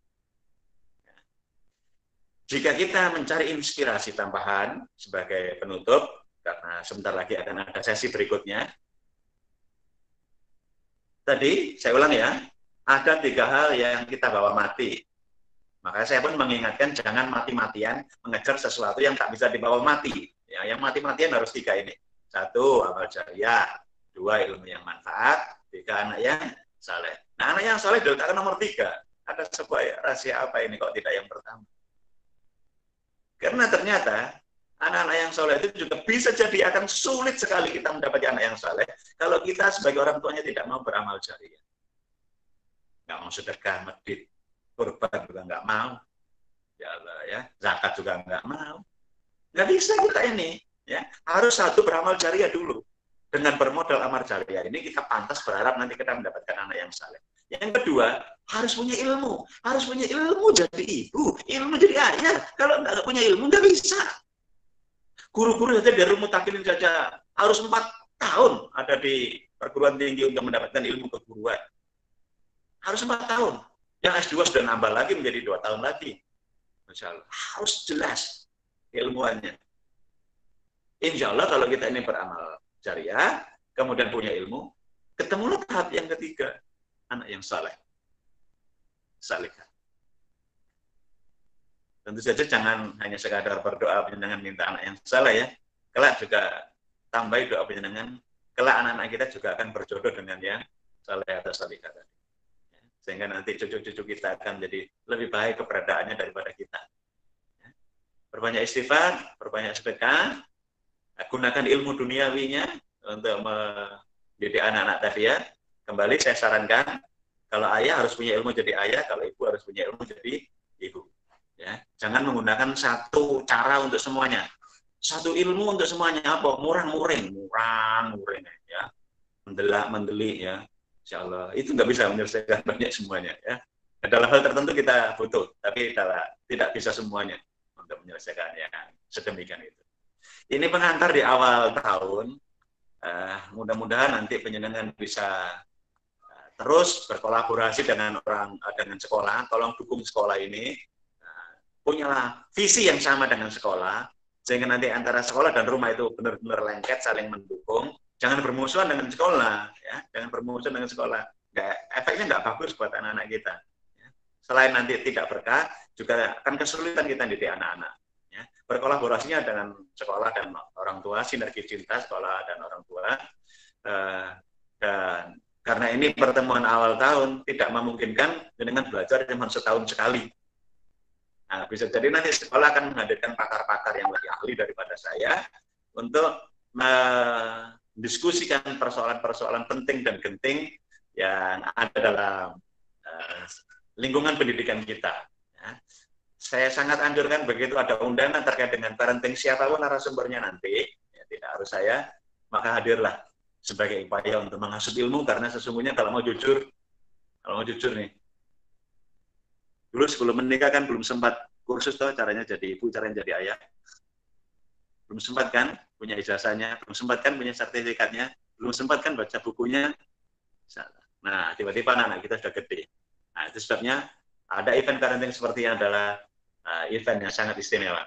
Terima kasih Darul Mutakin sudah menyediakan event seperti ini, sehingga saya pun bisa mendapatkan konsep-konsep pendidikan Qurani kepada orang tua, dan orang tua bisa mengasuh pelajaran yang ini dengan sebaik-baiknya. Mekaten nggih, insyaallah tidak semua pertanyaan bisa terjawab secara teknis. Nanti kalau dengan ada pertanyaan-pertanyaan yang sifatnya sangat mendesak, boleh bertanya kepada host itu, nomor HP saya, kemudian saya bisa menjawab ya pada saat saya longgar. Mudah-mudahan dimudahkan Allah. Mekaten saya tutup. Ihdinas shiratal mustaqim. Assalamualaikum warahmatullahi wabarakatuh. Tetap semangat. Saya kembalikan kepada Waalaikumsalam warahmatullahi wabarakatuh. Terima kasih banyak Ustaz Syahril Fajri atas inspirasi ilmu yang sudah diberikan oleh jenengan kepada beberapa wali murid yang sudah hadir dan juga panitia yang sudah memantau jalannya acara parenting ini. Baik Ustaz Wadi, kami ucapkan terima kasih banyak jasa Allah sanal jasa. Semoga Allah selalu membalas kebaikan jenengan, sehat selalu lahir batin Ustaz. Semoga nanti Amin, amin. kedepannya kita bisa ketemu lagi dalam kesempatan yang barokah ini. Amin ya Allah. Oke, matur nuwun. Saya mau izin Oke, pamit nggih. sami-sami Ustaz. Oke, Ustaz, terima kasih Oke, banyak monggo atas dipun waktunya. lanjut ke acara berikutnya nggih. Oke. Assalamualaikum warahmatullahi wabarakatuh. Baik, berikutnya materi kedua adalah terkait profil sekolah secara umum. Dalam hal ini akan kami berikan waktu dan dipersilahkan kepada Ustadz Alvan Suri Husin STMPD selaku Kepala SMP Terpadu Mutakin. Kepada beliau kami persilahkan. Bismillahirrahmanirrahim. Assalamualaikum warahmatullahi wabarakatuh. Waalaikumsalam warahmatullahi wabarakatuh. Alhamdulillahilladzi hadana li hadza wa ma kunna linahtadiya laula an hadanallah. Asyhadu an la ilaha illallah wahdahu la syarika lah wa asyhadu anna Muhammadan abduhu wa rasuluh. Pada kesempatan kali ini saya mengucapkan syukur alhamdulillah dalam event webinar ini kami diberi kesempatan untuk bisa menghadirkan sesuatu hal yang bermanfaat untuk para orang tua. Terima kasih Ustadz Suhadi Fajarai, merupakan senior saya, mitra saya, rekan saya yang hampir setiap tahun kami mintai pertolongan untuk bisa berbagi ilmu, memberikan sesuatu hal yang dipergunakan untuk para orang tua bisa mendapatkan sesuatu hal yang berharga dalam mendidik anak-anak kita.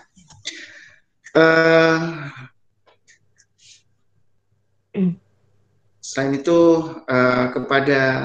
terima kasih juga kepada ayahanda kami, guru kami, tempat kami selama ini diberi kesempatan mengabdi, Bapak Kiai Haji Ahmad Sofwan LC, sebagai pengasuh pondok pesantren Terpadu Darul Mutakin. Tidak bosan-bosannya beliau itu selalu membimbing kami dan memberikan sesuatu hal yang berharga buat kami dan anak-anak, sehingga dalam menjalankan ibadah ini kami bisa lebih nyaman, bekerja juga kami juga bisa lebih banyak bisa menerima nasihat-nasihat dan petuah-petuah dari beliau. Terima kasih sekali lagi Bapak Kiai Haji Ahmad Sofwan. Begitu juga rekan-rekan kami, para ustadz dan ustazah yang tidak bosan-bosannya memberikan nasihat, mendampingi anak-anak kami, sehingga dalam 3 tahun itu anak-anak ini bisa mendapatkan hasil yang mereka inginkan. Selamat datang, selamat bergabung kepada seluruh wali murid baru tahun ajaran 2020-2021. Alhamdulillah, panjenengan semua memberikan kesempatan kepada kami untuk menggoreskan catatan sejarah kepada anak-anak ini, untuk memberikan ilmu kami, sehingga mereka bisa menjadi orang-orang yang cukup bermanfaat bagi agamanya, bagi keluarganya, dan bagi negaranya. Bapak dan Ibu yang dirahmati oleh Allah, tak kenal maka tak sayang. Sebelum saya memperkenalkan diri saya yang hadir pada saat webinar ini, saya itu adalah kepala sekolah SMP Terpadu Darul Mutakin. Asli bukan orang Jawa. Saya itu orang luar Jawa, tapi saya mengenyam pendidikan di Pulau Jawa. Untuk karir saya itu dimulai dari karir pertambangan. Saya orang geologi pertambangan. Kemudian masuk ke dunia pendidikan tahun 1998 dan pendidikan itu berbasis Cambridge. Jadi hampir lebih kurang 15 tahun saya bergabung di sekolah formal yang berafiliasi dengan Cambridge University. Kemudian saya diamanahi beberapa tugas dan amanah sebagai Director of Study, kemudian terakhir sebagai Direktur Pengembangan Kurikulum untuk anak-anak yang mengambil jalur pendidikan di luar negeri. Kemudian tahun 2014 saya diamanahi kepercayaan oleh Bapak Kiai Ahmad Sofwan untuk bisa menakodai kapal SMP Terpadu Darul Mutakin ini untuk bisa mengarungi, menjelajahi dunia pendidikan di Surabaya. Terima kasih atas amanah ini. Ayahanda dan ibunda yang saya hormati, ada beberapa pada pertemuan kali ini ada beberapa informasi yang ingin saya bagikan kepada para orang tua bahwa tadi kita sudah mendapat penjelasan dari Ustadz Suhadi Fajarai tentang beberapa kiat untuk menghadapi para remaja di era digital ini. Tugas kami adalah meletakkan apa yang sudah diajarkan atau apa yang sudah disampaikan Ustadz Suhadi Fajarai tadi ke tanah. Jadinya teknisnya kami yang mengatur. Ada beberapa hal di sini yang menjadi tujuan kita. Sekolah SMP Terpadu Darul Mutakin dibangun dan mulai beroperasi pada tahun 2007. Sehingga kita sudah menamatkan kelas 9 atau kelas 3 SMP itu sudah 10 kali atau ada 10 angkatan. Alhamdulillah dari anak-anak kita ini sebagian besar mereka kita beri amanah ilmu dan mereka masih tetap menjaganya, terutama untuk Al-Quran. Ada beberapa hal yang harus saya sampaikan. Pertama, SMP Terpadu Darul Mutakin kita memberlakukan pembelajaran itu ada 2 poin ditambah 1 poin ekstra. Yang pertama, kita menitik beratkan kepada pembelajaran Al-Quran. Kemudian yang kedua, pembelajaran akademis selain Al-Quran. Dan yang ketiga adalah pembentukan karakter Islami. Dalam beberapa waktu ini kita sudah mempergunakan banyak metode. Kita sudah mencoba mencari beberapa hal yang terbaik yang akan kita terapkan kepada anak-anak kita. Dari yang kita sudah terapkan, maka tahun ini ada sedikit pergeseran. Pertama, saya informasikan dulu bahwa ada prosedural yang kita harus lakukan sebelum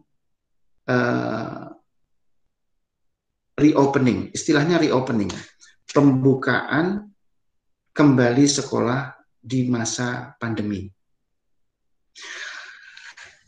Ayahanda dan ibunda yang dirahmati Allah,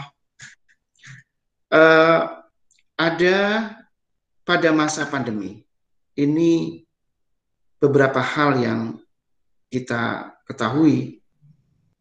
Surabaya masih merupakan salah satu kota yang masih tertinggi tingkat penyebaran virus COVID-19 ini. Ada beberapa hal yang mungkin bisa kami informasikan bahwa pertama, pembukaan sekolah itu baru bisa dilakukan melalui beberapa prosedur. Yang pertama, dari informasi dari gugus tugas COVID-19 pemerintah setempat, itu sudah memberikan sinyal bahwa daerah tersebut termasuk zona hijau. Ini yang pertama. Syarat yang kedua, dari pemerintah kota Surabaya sudah menginformasikan bahwa sekolah sudah bisa atau sudah bisa mendapatkan izin pembukaan kembali. Maka dari sekolah akan membuat izin, memohon perizinan ke pemerintah, ke Dinas Pendidikan Kota Surabaya untuk diizinkan membuka sekolah. Kemudian dari Dinas Kota Surabaya akan menugaskan supervisor yang melihat, memantau, dan melihat juga langsung bagaimana penerapan protokol kesehatan di sekolah masing-masing sebelum anak-anak ini bisa bersekolah. Setelah itu, apabila dianggap sekolah ini layak, maka izin akan dikeluarkan. Tapi itu pun belum bisa dilakukan oleh sekolah. Padahal izin dari dinas sudah. Apa yang dilakukan oleh sekolah untuk menggenapkan semuanya adalah, pertama, kami butuh izin dari ayahanda dan bunda. Butuh ini. Tanpa izin ini, kami tidak bisa menerima kedatangan putra-putri panjenengan semua di sekolah kami. Izin ini harus kami terima. Oleh sebab itu, izin, saya berharap orang tua juga bisa memaklumi dalam kondisi ini. Oleh sebab itu, kami dari pihak sekolah SMP Terpadu Darul Mutakin terus berbenah diri meyakinkan kepada pihak orang tua bahwa Ananda pada waktunya nanti ini akan nyaman dan tidak merasa was-was kalau anak ini atau anak-anak kita bersekolah di sekolah SMP Terpadu Darul Mutakin dengan ancaman wabah COVID. Oke, ini yang pertama. Kemudian oleh sebab itu kami pun tetap mempergunakan dua kemungkinan. Kalau panjenengan kurang berkenan untuk bisa tidak mendatangkan anak-anak itu pada saat ini, atau pada waktu izin kita sudah peroleh dari dinas, maka anak-anak ini kami lakukan dua strategi. Pertama, bagi yang mendapatkan izin dari orang tua, kita terima dengan tatap muka langsung, dengan prosedural protokol kesehatan lengkap. Yang kedua, kalau orang tua belum memberikan izin, maka kami akan memberikan pembelajaran secara daring. Ini poin pertama yang ingin saya sampaikan. Kemudian poin kedua, ada beberapa hal di sini yang menjadi pertanyaan kepada kita semua. Apakah semua sekolah sudah siap dengan pembelajaran daring? Alhamdulillah, setelah 4 bulan berlalu masa pandemi di Kota Surabaya, kita banyak pengalaman, kita banyak yang harus kita pikirkan ke sini, bahwa ada beberapa hal yang harus kami perbaiki. Pertama adalah pembelajaran daring kami lakukan mulai dari awal tahun pelajaran ini. Jadi tanggal 13 nanti anak-anak masuk secara daring, dan kami akan tuntun, ada persiapan di situ, dan masa ini kami persiapkan selama 3 bulan pertama. Apabila 3 bulan pertama ini kondisi Kota Surabaya masih belum menampakkan adanya penurunan penderita COVID, maka ini akan kami teruskan sampai akhir tahun. Ini strategi kami. Karena izin itu kita butuhkan dari pemerintah Kota Surabaya.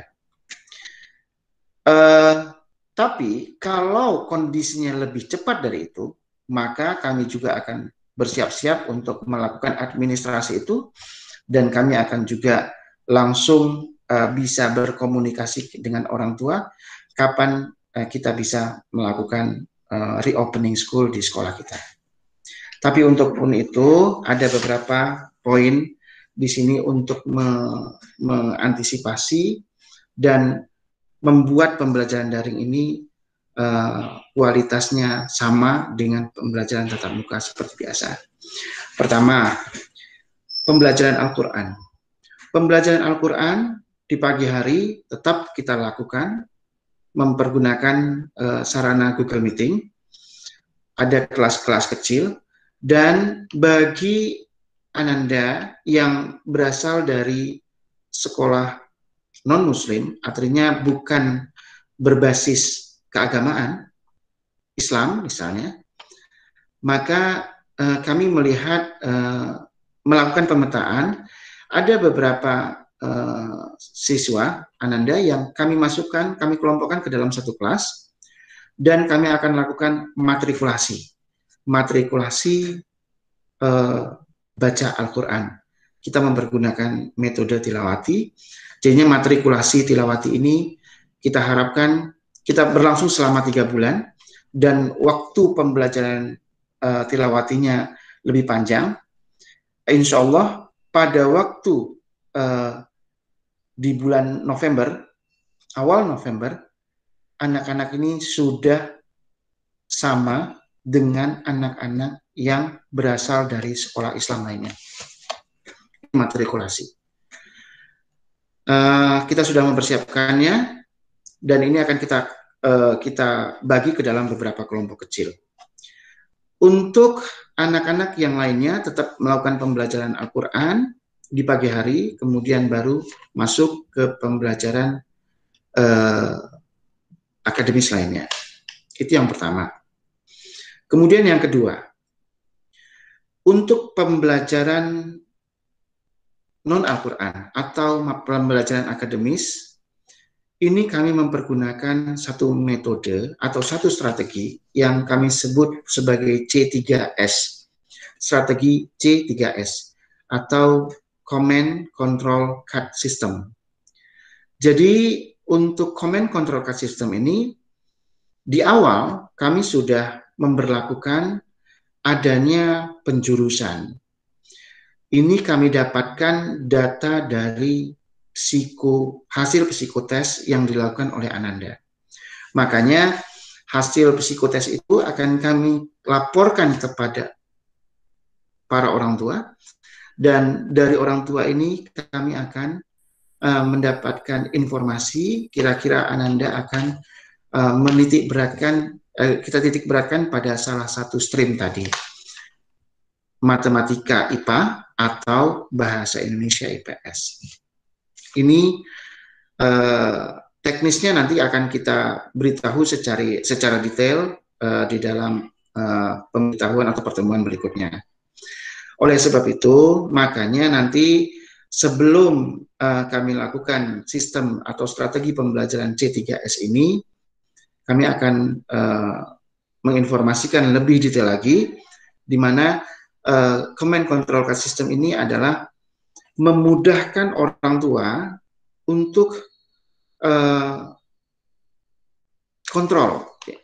mengontrol Ananda. Ini yang kita coba menghandle itu. Kita tahu permasalahan daring ini pasti kontrol orang tua kan harus dibutuhkan lebih untuk itu. Maka kita bantu dengan penggunaan kartu, dan kartu ini merupakan kartu perintah, di mana anak-anak ini mengerjakan seluruh perintah yang ada, yang sudah kita lakukan. Jadi saya harapkan dengan adanya Command Control Card System ini, mereka tahu apa yang harus mereka lakukan tanpa harus ada perintah dari orang tua. Oke, nah ini yang kami sampaikan. Dan untuk beberapa hal yang lainnya mungkin akan kita sampaikan lebih pada pertemuan yang akan datang, di mana kami akan lebih banyak menginformasikan teknis-teknis pelaksanaan ibadah dan pelaksanaan pembelajaran secara detailnya. Ayahanda dan bunda yang dirahmati oleh Allah, saya tahu keadaan ini berat untuk kita lalui, bagi anak-anak kita juga. Tapi saya yakin Allah itu sudah mempersiapkan sesuatu hal yang terbaik dengan adanya wabah pandemi ini. Kami ingin sekali sebenarnya bisa langsung ketemu di awal tahun pembelajaran ini. Tapi kami tidak ingin amanah ini tercoreng dengan adanya wabah ini. Ada beberapa hal yang harus kami pertimbangkan.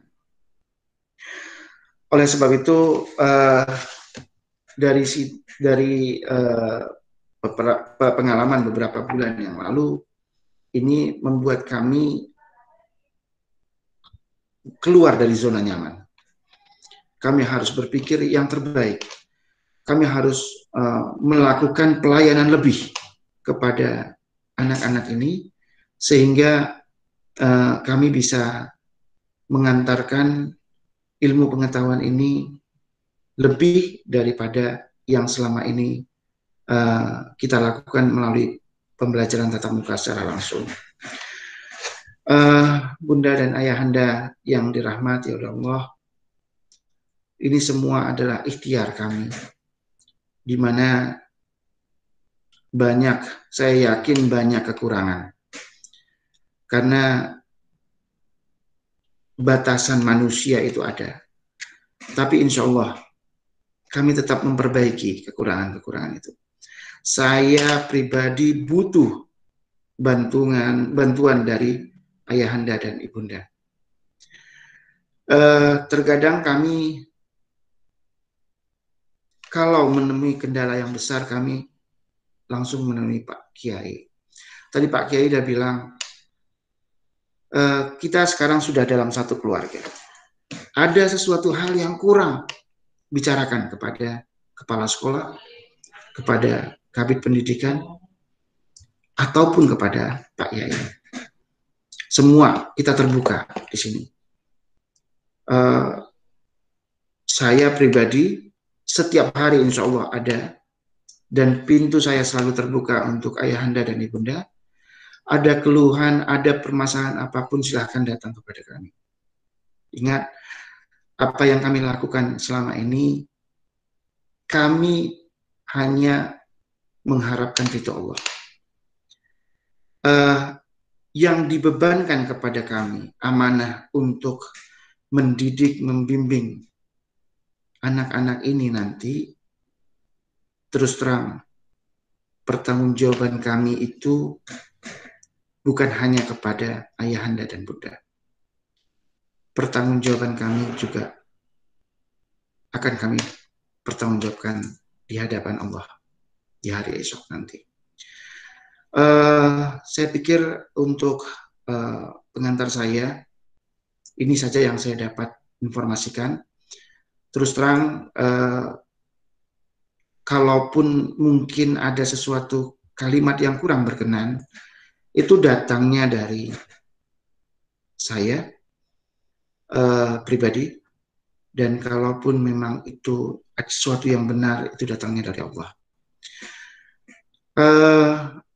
Mohon maaf, kalaupun nanti itu para calon atau para wali murid baru ini, saya hadir di semua grup, juga hadir di grup Cawamur. Silakan, itu ada nomor telepon saya. Kalau ada permasalahan apapun, silakan di kontak saya. Dan untuk kedepannya, komunikasi kita bisa secara online, bisa secara by WA, atau bisa langsung ketemu dengan saya. Dengan tanda kutip, kalau di Darul Mutakin kita masih mempergunakan standar protokol kesehatan penuh. Jadinya itu yang kalaupun akan tatap muka, mohon standar itu kita lalui, dan silakan kapanpun panjenengan bisa datang, bisa ngobrol-ngobrol dengan saya. Saya pikir itu saja yang bisa saya sampaikan. Terima kasih sekali atas seluruh kepercayaan yang diserahkan kepada kami. Insya Allah kami bisa memikul amanah ini, menjalankan amanah ini sesuai dengan apa yang telah kami utarakan kepada para ayahanda dan ibunda. Itu saja. Nanti kalau misalnya ada dari pembawa acara mau tanya jawab, monggo silakan. Dari saya cukupkan. Wabillahi taufiq wal hidayah. Assalamualaikum warahmatullahi wabarakatuh. Assalamualaikum warahmatullahi wabarakatuh.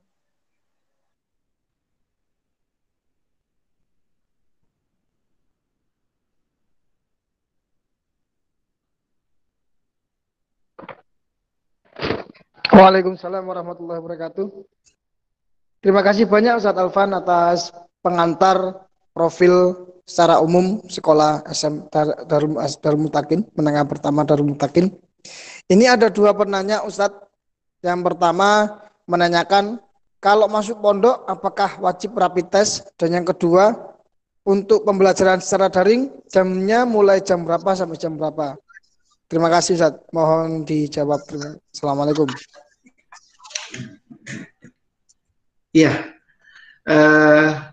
saya langsung jawab saja. Untuk bagi murid-murid kami yang mondok, ini nanti ada pemberitahuan sendiri dari pihak pondok. Kebetulan kita manajemennya terpisah, tetapi insya Allah dalam waktu dekat ini ada informasi apakah anak-anak yang nanti akan masuk ke pondok melakukan rapid test atau tidak. Tetapi secara prosedural memang wajib melakukan rapid test. Tapi apakah dari manajemen pondok itu apakah melakukannya di sini atau cukup bisa dari orang tua yang melakukan secara mandiri? Itu yang pertama. Tapi informasi untuk pondok pesantren Darul Mutakin ini akan dilakukan dari manajemen yang terpisah dan akan diinformasikan kepada pihak orang tua. Kemudian yang pertanyaan yang kedua tadi,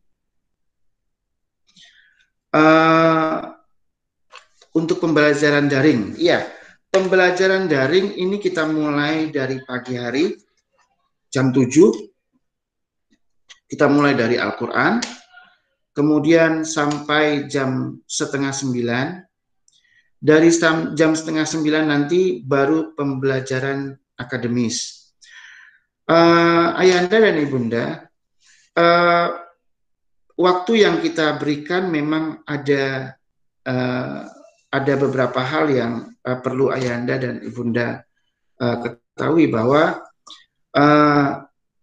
di siang hari itu kami berikan kesempatan untuk melakukan anak-anak melakukan istirahat dan sholat. Bagi yang di daerahnya itu sudah bisa melakukan sholat berjamaah, silakan ke masjid.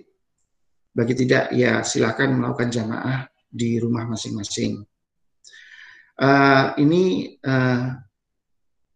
dilakukan di tengah hari itu, kemudian nanti akan dilanjutkan sampai sholat asar. Jadinya itu waktu durasi kita untuk daring. Tapi mohon maaf Ibunda dan Ayahanda, jadinya karena titik berat kita adalah Al-Quran di sini. Pada program tahfizul Quran itu prinsipnya kalau menambah hafalan itu adalah gampang.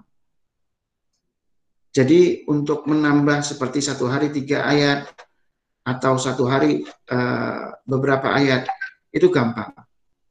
Yang sukar itu adalah mempertahankan yang sudah ada. Oleh sebab itu, setelah jam pembelajaran daring berakhir, kami membuka kesempatan kepada anak-anak yang mau melakukan murojaah. Murojaah itu dilakukan secara daring juga. Jadi mereka itu akan store hafalan baru atau mengulang hafalan yang sudah ada. Supaya mereka itu ada target yang harus mereka selesaikan. Target itulah yang kita inginkan. Hingga saat ini yang menyelesaikan di kelas 8 mau naik 9 ini, ada siswa kami yang sudah menyelesaikan 5 juz, bahkan lebih. Ini butuh hafalan baru dan butuh murojaah atau mengulang hafalan. Ini yang harus kami pikirkan di situ. Jadi selain daring yang dilakukan dari pagi hingga asyar, ada juga daring tapi bukan pembelajaran, itu setoran, hafalan itu dari mulai sore bahkan sampai malam. Ini tergantung dari Ananda yang ingin melakukan setoran hafalan tersebut. Saya pikir itu saja yang bisa saya jelaskan, Ustadz Samsul. Berikutnya kalau ada pertanyaan yang bisa saya jawab, monggo.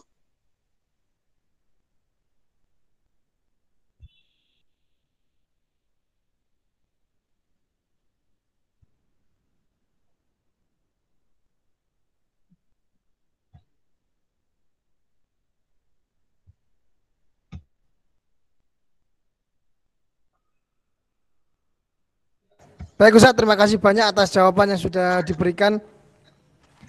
Alhamdulillah Rabbil Alamin. Untuk parenting sesi pertama di hari Jumat ini alhamdulillah berjalan lancar. Semoga Bapak Ibu wali murid kelas 789 yang masih mengikuti parenting ini diberikan manfaat ilmu dari parenting ini dan juga bisa memahami sepenuhnya pendidikan di era digital, terlebih di era pandemi ini.